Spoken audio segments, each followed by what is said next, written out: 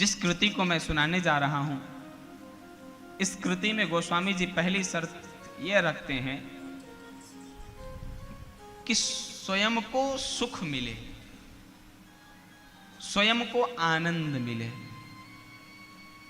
इसलिए मंगलाचरण में ही गोस्वामी जी ने लिखा, स्वांतः सुखाय तुलसी रघुनाथ गाथा, भाषा निबंध मति मंजुल मातनोति। और लोगों के लिए तो मैं भाषा लिख रहा हूं, और लोगों के लिए तो मैं निबंध लिख रहा हूं, और लोगों के लिए तो मैं कविता लिख रहा हूं, लेकिन मैं अपने लिए क्या लिख रहा हूं? स्वांतः सुख।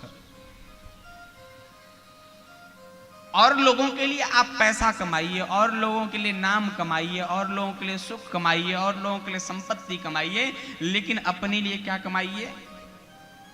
स्वांतः सुख। गोस्वामी जी ने अपने लिए कमाया और वो अपना स्वांतः सुख। जिस व्यक्ति को अपना स्वांतः सुख कमाने की लत लग जाती है, वह लाख मुश्किलों के बाद भी, वह लाख संकटों के बाद भी अपने लक्ष्य को प्राप्त करता है। जब गोस्वामी तुलसीदास जी ने इस रामचरितमानस की रचना की, काशी विद्वत परिषद में घोर विरोध होने लगा, घोर अपमान होने लगा। भारतवर्ष में इनके नाम के मुर्दाबाद के जयकारे लगने लगे, इनके नाम से पुतले जलने लगे, इनके नाम को अपमानित किया जाने लगा। उस समय बाबा विश्वनाथ के मंदिर में रामचरितमानस रखा गया। वाल्मीकि रामायण और इस रामचरितमानस दोनों को रखा गया और कहा गया कि बाबा विश्वनाथ इस पूरी कृति का संरक्षण और पूरे के पूरे एक एक चौपाइयों का शोध भगवान विश्वनाथ ने किया है। जब इस पुस्तक को बाहर निकाला गया 12 घंटे के बाद में, तो इस ग्रंथ पर भगवान विश्वनाथ जी के हस्ताक्षर थे और उसमें क्या लिखा था पता है आप लोगों को? सत्यम शिवम सुंदरम। यह ग्रंथ सत्य है, यह ग्रंथ शिवमय है और इस ग्रंथ से सुंदर कुछ भी नहीं है।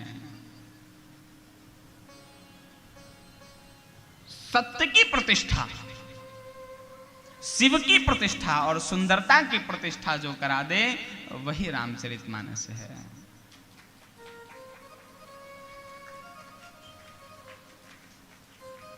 18 पुराण ने भी इसी बात को माना, इसलिए 17 पुराण लिखने के बाद एक भागवत पुराण लिखने की आवश्यकता पड़ी। उस भागवत पुराण के मंगलाचरण में भी लिखना पड़ा, सच्चिदानंद रूपाय विश्वोत्पत्त्यादि हेतवे तापत्रय विनाशाय श्री कृष्णाय वयम नुमः।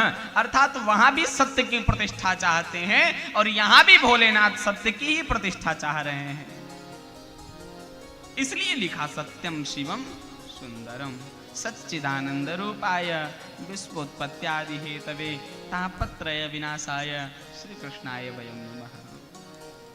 सत्य, सत्य सबको प्रिय है। संसार का सबसे झूठा व्यक्ति भी यदि सुनना चाहेगा तो सत्य सुनना चाहेगा। संसार का सबसे बड़ा बदमाश भी यदि किसी की उपासना करता है तो वह शिव की उपासना करता है। काल भी उसका क्या करे, जो भक्त हो महाकाल का। शिव की उपासना सबसे सरल भी है, शिव की उपासना सबसे शुद्ध भी है और शिव की उपासना सुंदर भी है।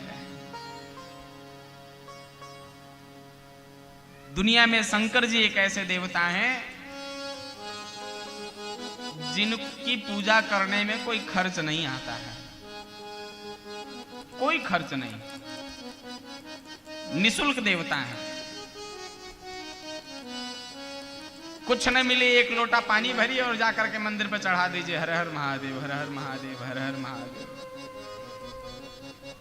कनैलों का फूल मिल गया तो ले जाकर के महादेव पर चढ़ा दीजिए। तुलसी का पत्ता नहीं बचा है तो तुलसी का डांठो तोड़ करके भगवान महादेव पर चढ़ा दीजिए कि बाबा ये आपको समर्पित है। इसलिए संसार में जुड़ने लायक यदि कोई देवता है तो शिव।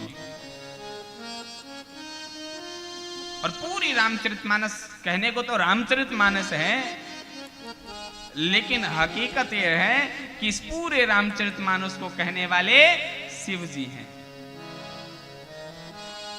इसलिए प्रत्येक चौपाई, प्रत्येक दोहा, प्रत्येक छंद, प्रत्येक सोरठा शिव जी से संबंधित है। सत्यम शिवम सुंदरम, शिव जी ने स्वयं कहा ये मेरे ही स्वरूप का है, शिवमय है। शिवम यानी शिवमय। और इसके बाद भी कहा ये शिवमय तो है, मेरे स्वरूप वाली तो है ही है, मेरे समान तो है ही, लेकिन मैं भले ही सुंदर ना हूं, लेकिन ये ग्रंथ सुंदर है। मैं तो दिगंबर हूं, अवघड़ हूं, निर्वस्त्र हूं, नंग धड़ंग हूं, लेकिन इसने पूरी मर्यादा पहन रखी है, पूरी मर्यादा। मैं भले ही निर्वस्त्र हूं, सुंदर कहने का मतलब यह है कि भगवान कह रहे हैं ये शिवमय तो है, लेकिन शिव का मतलब ये मत समझ लेना कि नंग धड़ंग है, अमर्यादित है। इसने मर्यादा के पूरे वस्त्र को पहन रखा है। ये मर्यादा से परिपूर्ण ग्रंथ है, मर्यादा में बधी हुई ग्रंथ है।